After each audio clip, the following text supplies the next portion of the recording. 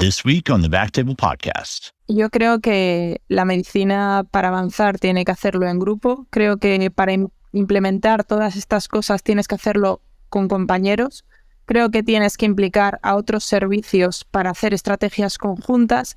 Creo que tienes que tenerle mucho respeto al paciente. Es decir, a veces queremos hacer muchas cosas, pero lo importante no es hacer mucho, sino lo que hagamos, hacerlo bien. Que lo mejor siempre es enemigo de lo bueno. Es decir, a lo mejor tenemos que hacer menos cosas, pero estas hacerlas muy bien en vez de querer abarcar.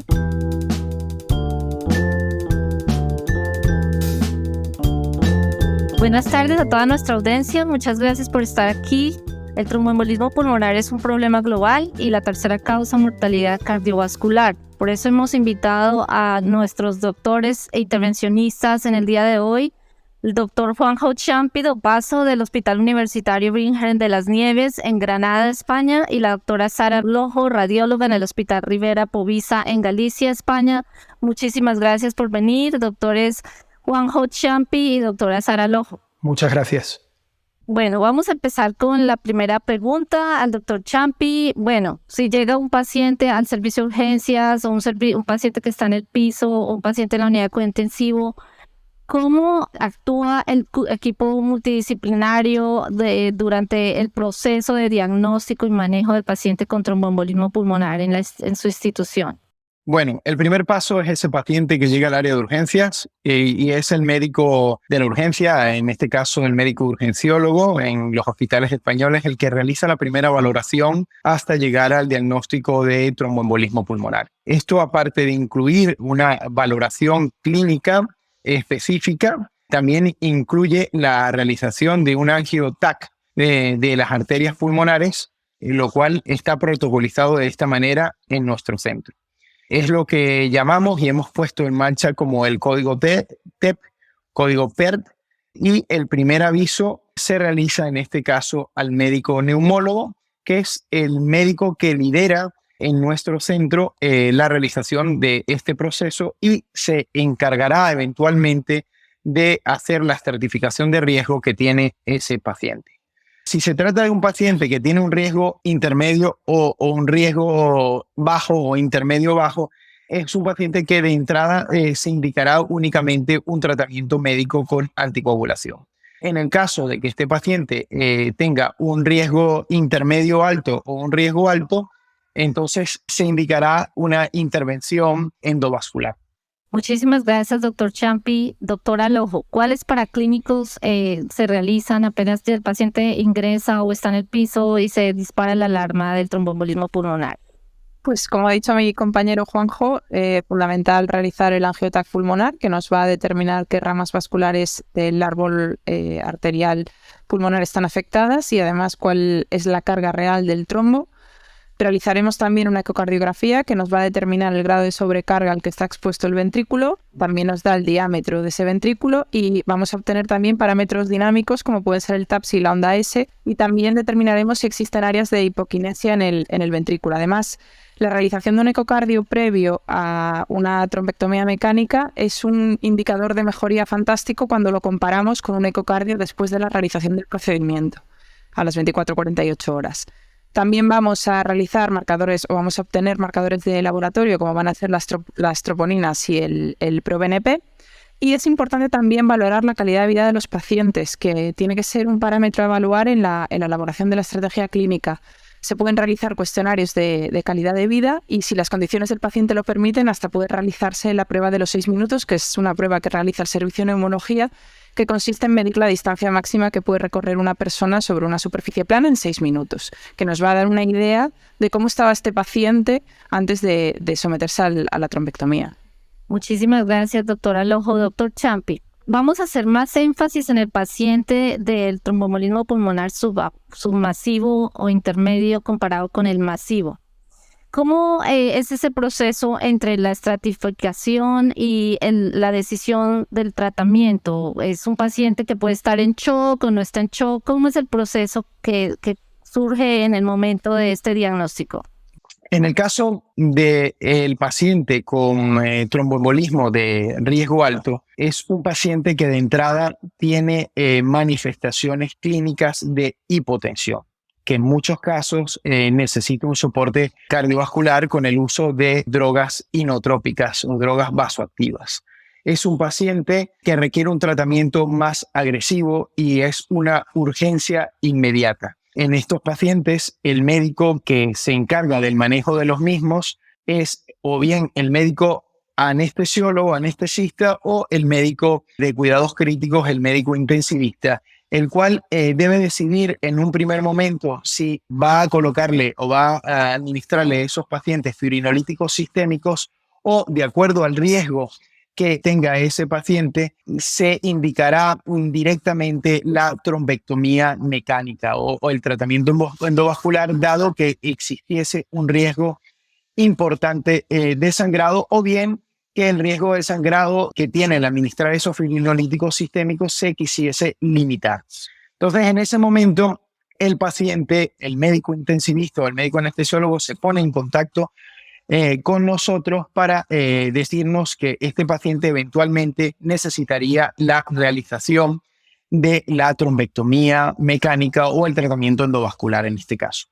En el caso del paciente con el riesgo intermedio alto, el manejo es diferente. Es un paciente que el manejo lo establece el médico neumólogo. Estoy hablando de nuestro centro, ya luego dependerá cómo se protocolice en cada uno de los centros.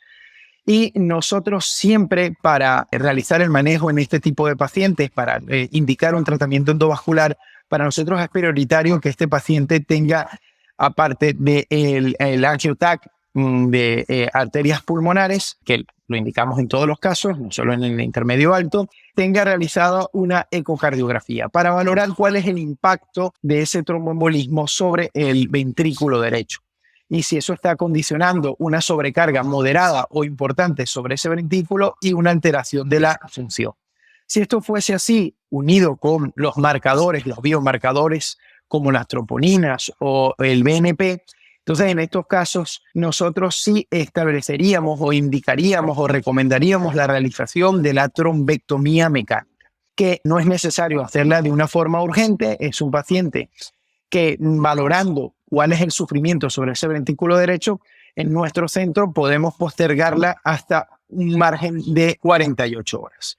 En ese momento o en ese intervalo de tiempo nosotros realizaríamos la trombectomía. Siempre, en todos estos casos, los realizamos previamente un debate y un análisis del riesgo individual y de las condiciones clínicas individuales de cada paciente. En algunos casos de estos pacientes, cuando la sobrecarga en la ecocardiografía es moderada o es leve y hay dudas de si fuese beneficioso hacer una intervención endovascular, se puede realizar una ecografía seriada en 24 y 48 o 48 horas y valorar si la sobrecarga ventricular derecha ha empeorado. Y esto nos permitirá definitivamente indicar o no la intervención. Digo, en los casos en los cuales el sufrimiento ventricular sea leve o incluso moderado. En el resto de los casos, cuando hay una sobrecarga marcada sobre ese ventrículo derecho, ya sea por todos los parámetros que medimos allí, como bien puede ser el TAPSE, la onda S, la contractibilidad del ventrículo derecho, se indica la realización de la trombectomía, como os digo, en ese interín de 48 horas, en ese intervalo de 48 horas. Muchísimas gracias, excelentes respuestas. También el ecocardiograma puede utilizarse para visualizar shunts y creo que eso ya lo dijeron. Bueno, la siguiente pregunta para la doctora Lojo. Una vez que el paciente llega a la sala, tenemos nuestra conversación con los anestesiólogos, está en su institución está el perfusionista o el cirujano cardiovascular disponible por si al caso el paciente llega a requerir circulación extracorpórea. ¿Cómo es ese proceso? Esta pregunta es muy interesante y es muy importante porque en nuestro país no todos los centros tienen acceso a los mismos profesionales ni tienen todas las especialidades clínicas accesibles. Por ejemplo, nosotros en nuestro centro no tenemos cirujano cardiovascular o cirujano torácico disponible. Entonces, uno tiene que adecuarse a qué materiales tiene y a qué servicios o a qué profesionales puede acceder para la toma de decisiones y la estratificación de los pacientes, porque tú no puedes sumergir al paciente en un procedimiento en el que las complicaciones no vas a poder resolvérselas. Nosotros, fundamentalmente, debido a la experiencia que tenemos y al volumen que tenemos, lo que hacemos primero con los pacientes es probar con la fibrinolisis sistémica si no hay contraindicaciones, como ha dicho mi compañero, y en caso de que esta fibrinolisis no funcione, no sea efectiva o no se pueda aplicar por contraindicaciones propias del paciente, entonces probamos con la trombectomía mecánica. Muchísimas gracias. Doctor Ciampi, ¿qué abordajes y técnicas nos puede describir de cómo manejan ya en el angiógrafo directamente el paciente una vez que está anestesiado y ya proceden para tener un éxito técnico? A tu pregunta de cómo realizamos el abordaje, bueno, eso puede variar de un centro a otro. Definitivamente uno debe optar por aquella técnica en la que tenga mayor experiencia. Y la vía de abordaje que nosotros usualmente empleamos es la vía femoral. Hay otros centros que utilizan la vía yugular. Nosotros la vía yugular la utilizamos en el caso de que la vía femoral esté ocluida o bien sea por una trombosis importante, por ejemplo, o por una infección en la zona. Pero normalmente en el 95% de los casos nosotros hacemos el acceso por la vía femoral. Nosotros cateterizamos la arteria pulmonar utilizando catéteres específicos, o bien sea un catéter Swan-Ganz o simplemente un catéter tipo pigtail de uso endovascular. Una vez que accedemos a la arteria pulmonar, nosotros hacemos una primera valoración angiográfica para saber la cantidad de carga real que tiene en ese momento la arteria pulmonar o la circulación pulmonar, siempre teniendo mucho cuidado en la forma de administrar el contraste y a la velocidad a la que se administra el contraste. Es decir, no se debe administrar un flujo superior a 10 cc sobre segundo ni un volumen superior de 20 cc, porque eso puede condicionar la aparición de una sobrecarga, agravar la sobrecarga ventricular y condicionar la aparición de arritmias ventriculares. Por lo tanto, una vez que realizamos esa angiografía inicial, nosotros colocamos en la arteria pulmonar un introductor largo, que bien puede ser un introductor de 65 centímetros, colocado en el cono de la pulmonar para asegurar el acceso, y iniciamos la trombectomía empleando un catéter específico para eso, el cual en nuestro caso nosotros utilizamos un catéter con el cual tenemos mucha experiencia, que es con el catéter Índigo de la Casa Penumbra, pero como os digo, se puede utilizar cada uno debe utilizar la técnica que mayor experiencia, en la cual tenga más experiencia para asegurar el mejor resultado. Nosotros realizamos la trombectomía tratando de remover la mayor carga de trombo posible. No es necesario realizar una limpieza completa de esa circulación pulmonar.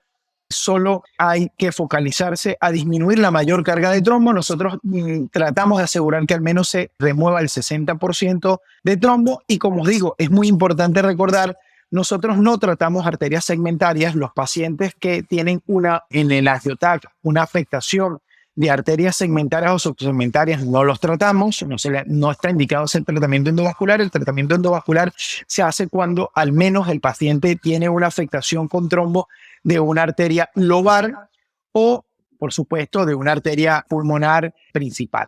Removemos un 60% del trombo. Con el catéter de trombectomía nos movemos hacia el trombo utilizando guías hidrofílicas para tratar de acceder a las zonas más difíciles. Y una vez que concluimos el procedimiento, una vez que vamos a dar por concluido el procedimiento, decidimos hacerlo porque hemos retirado una carga suficiente de trombo, y a la vez también se ha logrado durante el procedimiento una mejoría de las condiciones clínicas del paciente, ya que este paciente está monitorizado en tiempo real, bien por el médico anestesista o por el médico intensivista. Esto lo hacemos siempre con soporte en sala de este tipo de especialistas. No lo debe hacer un radiólogo intervencionista solo, porque son pacientes que se pueden complicar y se pueden deteriorar de un momento a otro durante el procedimiento. Es una patología grave, no olvidemos eso.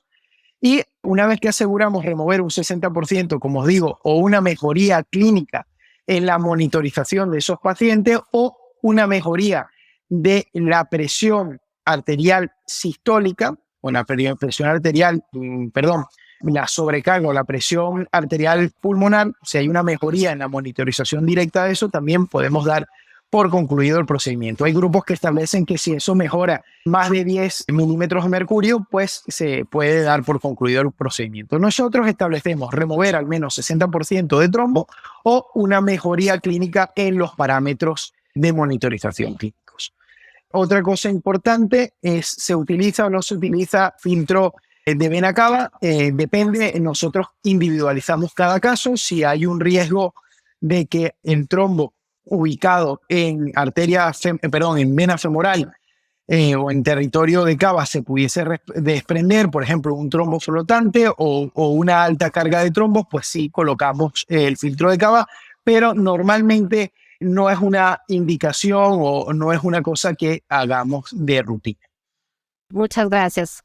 Doctora Lojo, con respecto a las complicaciones, ¿qué nos puede decir? ¿Cómo se manejan las complicaciones? Lo primero que debemos saber es que las complicaciones en este tipo de pacientes pueden ser fatales y cuando se producen, que no suele ser lo habitual, son francamente complejas de resolver y hay que realizar un trabajo cuidadoso y ser muy meticuloso cuando estás realizando una trombectomía porque hay estructuras muy delicadas alrededor y a veces queremos hacer las cosas rápido, queremos resolver pronto. Y lo mejor es enemigo de lo bueno, hay que ir despacito, hay que hacer las cosas con orden y hay que tener cuidado de no atravesar nada que no tengas que atravesar. Hay que tener en cuenta que estos pacientes son muy escogidos, lo cual ya limita per se las complicaciones que se van a producir. Los pacientes que se van a someter a tratamiento endovascular van a estar muy seleccionados. Y estos pacientes tienen que tener afectación con material oclusivo en al menos una de las arterias lobares. Nunca deberíamos tratar arterias segmentarias aisladas porque además de no producirse ningún beneficio clínico significativo, podríamos acabar produciendo una perforación vascular que podría ser fatal para el paciente. Otro aspecto importante también es la velocidad a la que inyectamos el contraste cuando realizamos las arteriografías de control. Estos parámetros nunca deberían superar los 10 cc por segundo y no deberíamos aplicar volúmenes superiores a 20 cc. Una sobrecarga aguda de volumen lo que va a hacer es elevar de forma brusca la presión arterial pulmonar, que ya en estos pacientes está aumentada, y probablemente esto conduzca a una arritmia o a una parada cardiorrespiratoria que va a ser difícilmente reversible. También existe un riesgo, aunque es poco frecuente, de poder lesionar la musculatura papilar de las válvulas pulmonares, por lo que siempre se recomienda avanzar los catéteres sin guía y haciéndolo inicialmente con catéteres tipo Swan-Ganz y después de avanzar el catéter despacito realizar los intercambios sobre guía. Es fundamental que seamos cuidadosos, que las cosas vayan suaves, que no nos estresemos porque la situación es estresante per se y eso nos lleva a cometer más errores y que tengamos en cuenta que son pacientes muy complejos, inestables, que no están bien y cualquier cosa, cualquier plus que añadamos de complicación sobre este paciente a veces puede determinar que fallezca. Eso es muy importante y con respecto a la parte anestésica también es muy importante saber que hay que tener una comunicación permanente con el anestesiólogo. El paciente idealmente no es el paciente que va a ser intubado o que se usa propofol. Y con respecto a la gama de materiales que se usan desde el Inari, el FlowTriever o el Índigo, ¿qué experiencia tienen con estos materiales de trombectomía?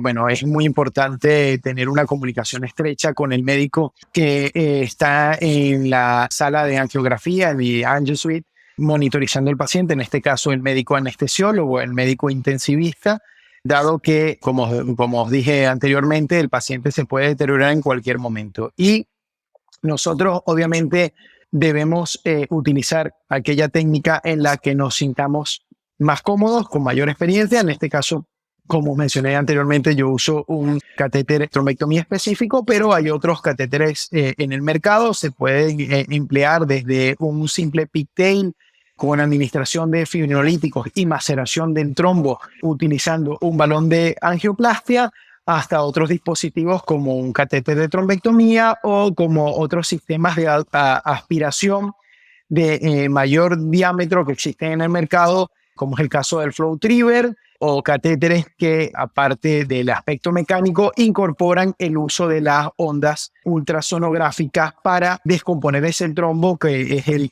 caso del catéter ECOS. Y como os dije anteriormente, también es el que más empleamos nosotros, que es el catéter de Índigo de varios diámetros. Inicialmente nosotros empezamos utilizando el CAT de 8 French y luego en algunos casos de mayor volumen, con buenos resultados, estamos utilizando el catéter de CAT 12 French. Para esto, como os digo, nosotros normalmente accedemos a través de vena femoral, pero también se puede acceder a través de vena yugular.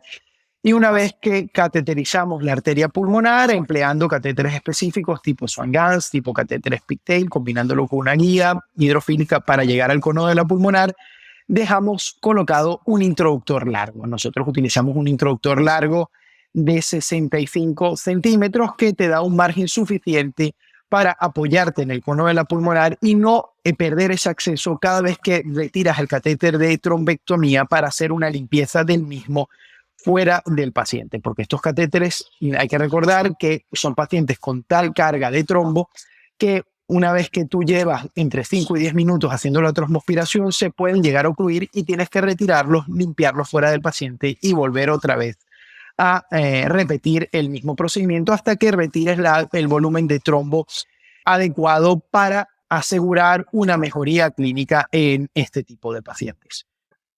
En alguna circunstancia con una complicación como un coágulo en tránsito, escalan el caso hacia cirugía cardiovascular o como si están en una institución que tiene recurso limitado, ¿cuándo deciden escalar el paciente a un manejo quirúrgico?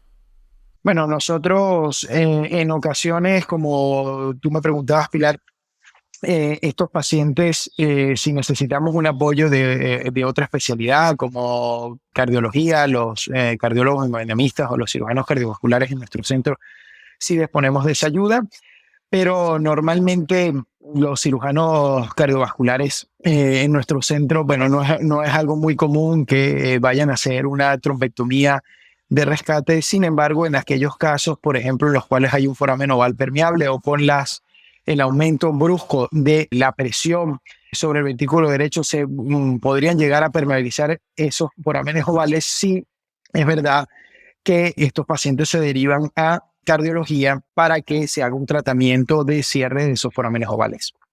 Nosotros, aparte de las técnicas de imagen que os he mencionado, no utilizamos otras. Como tú me preguntabas, la ecografía con burbujas no la utilizamos en nuestro centro, pero sí que podría ser una buena técnica para el estudio de esa permeabilidad del foramen oval. Sin embargo, nosotros, como te digo, no tenemos ninguna experiencia en la valoración de los pacientes con esa técnica. Sin embargo, sí podemos intuir que el paciente se le ha repermeabilizado el foramen oval porque a estos pacientes se les hace una valoración ecocardiográfica previa y también durante el procedimiento sí podemos intuir que existe esa repermeabilización del foramen oval.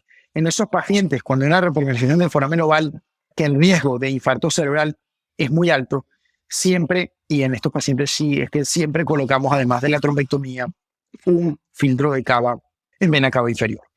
Es muy importante que en estos tipos de pacientes, y recordar, en este tipo de pacientes que os menciono, al tener un riesgo de infarto cerebral, no debemos utilizar fibrinolíticos.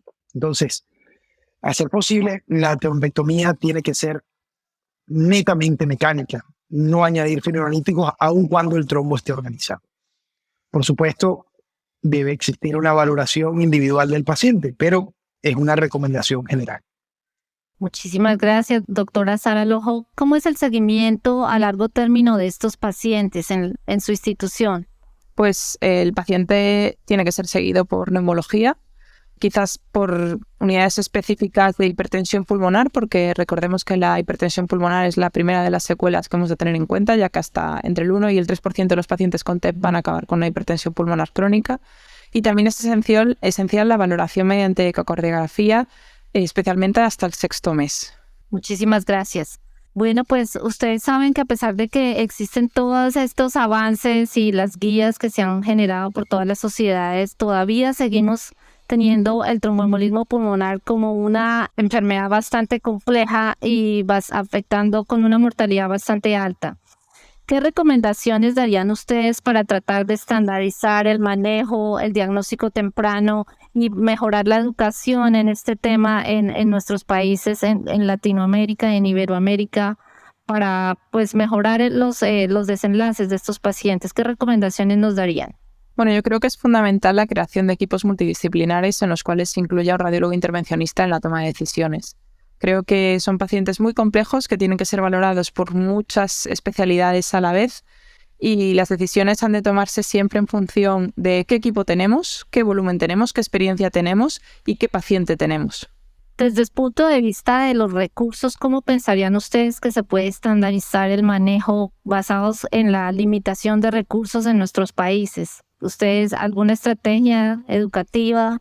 Como te dije anteriormente, es importante hacer aquel procedimiento o aquella técnica en la que tengas mayor experiencia, pero también en países o en sitios con recursos más limitados, pues hay siempre alternativas más baratas y ninguna alternativa está demostrada que sea superior en otra por más o menos cara que sea. Obviamente la tecnología te facilita la vida y también puede facilitar el obtener un resultado óptimo. Sin embargo, nosotros tenemos que tratar de adaptarnos a los de recursos que disponemos. El primer paso es tener montado un buen protocolo de acción, un buen equipo médico multidisciplinar en el cual intervenga pues el médico de urgencias, el médico internista, el médico neumólogo, el radiólogo intervencionista y por supuesto el anestesiólogo y el médico intensivista que intervienen en los casos más graves y en la monitorización de este tipo de pacientes cuando se realiza la intervención. Ese es el primer paso y el segundo paso es elegir la técnica a la que económicamente se tenga acceso. Hay formas muy sencillas de realizar este tratamiento con un gasto menor, como os dije inicialmente. Se podría hacer colocando un simple pigtail de uso geográfico, un catéter pigtail multiperforado en el cono de la pulmonar o bien enclavado en el trombo y a través de ese catéter pigtail inyectar dosis bajas de fibrinolíticos, más bajas que la fibrinolisis sistémica, lo cual va a permitir que ese trombo se diluya o se empiece a fragmentar. E incluso combinar eso con una angioplastia, con una maceración de ese trombo utilizando un balón de angioplastia, que son técnicas mucho más baratas que catéteres específicos para esto y que se pueden obtener resultados tan eficientes como utilizando otras técnicas más costosas, ¿no? Entonces, es un poco estandarizar esa técnica, utilizarla, adaptarla a tu medio. Y de seguro se pueden obtener resultados muy, muy óptimos y tan óptimos como utilizando las técnicas más caras en este tipo de pacientes con cosas tan sencillas como eso que os he mencionado. Y repito, lo más importante, tener un buen equipo multidisciplinar montado que os permita a la larga establecer un código TEP o un código PER donde se puedan debatir aquellos pacientes con indicación para el tratamiento endovascular o aquellos pacientes que por el riesgo no tienen este tipo de indicación, pero es importante tener un comité de este tipo que permita hacer una estratificación adecuada del paciente y ofrecerle el mejor tratamiento al paciente, más allá de utilizar una técnica u otra que se adaptará, por supuesto, a la experiencia del operador, en el caso del radiólogo intervencionista, y a la disponibilidad económica de cada centro o de cada país. Como última pregunta, les quiero pedir a ustedes que para los estudiantes o residentes que nos están escuchando, ¿qué camino les sugieren o les recomiendan para tratar de mejorar la investigación y la estratificación temprana de estos casos o la prevención de estos casos? ¿Qué, desde el punto de vista educativo, qué recomendarían ustedes? Lo que yo les recomiendo a los estudiantes, lo primero es estudiar, leerse las guías internacionales con mayor evidencia para este tipo de patología, que son las guías de la Sociedad Europea y la Sociedad Americana de Cardiología, y luego tratar de asistir a los grupos de debate ya establecidos, a los grupos de código TEP ya establecidos en cada uno de los hospitales, donde personal experimentado, clínicos experimentados, en trabajo multidisciplinar con radiólogos intervencionistas, con intensivistas, con anestesistas, debaten individualmente cada uno de estos pacientes y establecen de esta forma los riesgos o la gradación de riesgos que tienen cada uno de ellos para estratificarlos y de esta manera ofrecerles el mejor manejo posible en cada momento a estos pacientes. Pero sin lugar a duda es necesario conocer a fondo la fisiopatología y lo primero que deben hacer es tener claros los conceptos fisiopatológicos de esta enfermedad. Doctora Lojo. Yo creo que la medicina para avanzar tiene que hacerlo en grupo. Creo que para implementar todas estas cosas tienes que hacerlo con compañeros. Creo que tienes que implicar a otros servicios para hacer estrategias conjuntas. Creo que tienes que tenerle mucho respeto al paciente. Es decir, a veces queremos hacer muchas cosas, pero lo importante no es hacer mucho, sino lo que hagamos, hacerlo bien. Que lo mejor siempre es enemigo de lo bueno. Es decir, a lo mejor tenemos que hacer menos cosas, pero estas hacerlas muy bien en vez de querer abarcar. Estos pacientes son pacientes muy complejos. A veces hay que frenarse y no lanzarse a la piscina cuando no tenemos claro que vamos a darle un beneficio a este paciente. Y creo que tenemos que tener también amigos. Tienes que tener un Juanjo al que poder llamar cuando tienes un caso de estos. Tienes que poder contar con alguien que, aunque sea vía telefónica o online, te ayude, te guíe o te aconseje cómo participar con estos pacientes. Y creo que tienes que hacerlo todo en grupo. No puedes avanzar tú solo, es imposible. Tienes que contar con otros compañeros del hospital, tienes que contar con otros compañeros intervencionistas que sepan más que tú y poquito a poco ir montando las piedras del castillo. Excelente. Bueno, doctores Champi y Lojo, muchísimas gracias por estar hoy con nosotros. Ha sido una excelente presentación y esperemos que nos redunde en mucha educación para toda la población de Iberoamérica. Muchas gracias por la invitación, doctora Bayona. Nos ha encantado compartir este espacio con ustedes. Esperemos que esto se pueda repetir en el futuro. Muchas gracias por todo, por la oportunidad y bueno, cuando queráis. Thank you so much for listening. If you haven't already, make sure to subscribe, rate the podcast 5 stars, and share with a friend. If you have any questions or comments, direct message us at @_backtable on Instagram, Twitter, or LinkedIn. Backtable is produced and hosted by myself, Aaron Fritz, and co-hosts Chris Beck, Sabine Don, Michael Barraza, and Ali Behetti. Our audio team is led by Kieran Gannon, with support from Josh McWhirter, Aaron Bowles, Nick Shellcross, and Ness Smith-Savadoff. Design and digital marketing led by Brian Schmitz. Article and transcript support by Taylor Robinson and Delaney Aguilar. Social media and PR by Ann Dang. Administrative support provided by Jamila Kennebrew. Intro and extra music is Ripperoo by Skeptic Moon. Find us on Spotify or at local live music venues in New Orleans, Louisiana. Thanks again for listening.